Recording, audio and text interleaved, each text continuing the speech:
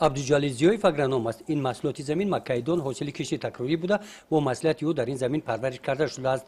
در خوجگی دهخانی به نام عبدالقهار در دهات به نام میرزاعلی وایسف ناحیه واسه از آن خوجگی با محصولات عبدالجلیل در کشتی تکراری آب و زمین را ثمراناک استفاده نمودند. در تیرهما باشد از همین زمین به گرفتن حاصل بلند موفق گردیدند. کشتی تکراری امسال حاصل خوب داد. 100 سنتنری آذیرش را حاصل گرفته استیم.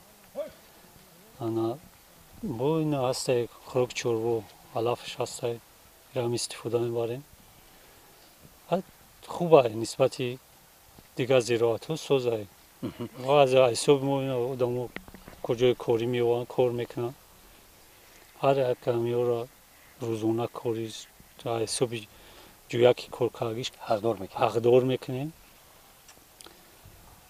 خیلی نسبتی در روسیه رفتن در دیگر جا کار کردن برای ما رو خوبه که در وطن خودمون اما حساب ما یک کس جای کار میکنه پیشروی میشود. از یان این خوجگی اولهای ماه اکتبر به جانوری حاصل مکایدون مشغول میباشند. در این موسم همراه با ازیان خوجگی 20 نفر ساکنان دهه به کار موسمی جلب گردیدند. عبدالجلیل مقصد دارد که از روزهای مساعد فصل تیرهما استفاده کرده هرچی تیزتر حاصل کشتی تکراری را جمع‌آوری نموده زمین را برای کشتی آینده آماده سازد.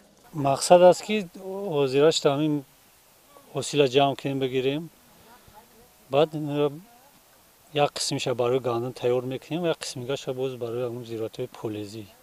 عبدالجلیل زیویف در برابر آنکه اگرونوم است به ساحه زادپروری هم توجه کلان دارد. پرورش این حیوانات کلان شاخدار ذات‌های گوناگون که همه روزه نه کمتر از 20 لیتر شیر میدهند با توصیه او نگاهبین کرده شده سرشماری آنها هر سال زیاد کرده میشوند. برای ذخیره خوراک چاروا و در سطح ضروری گذراندن فصل گرما آمادگی خوب دارند. نهال و بوته‌های مکایدون را هم به صفت خوراک چاروا تیرهما و زمستان استفاده می‌نمایند. گزارش خواجه نظریف خدای نظر ظهوروف از ناحیه واسه برای برنامه اطلاعاتی نوید.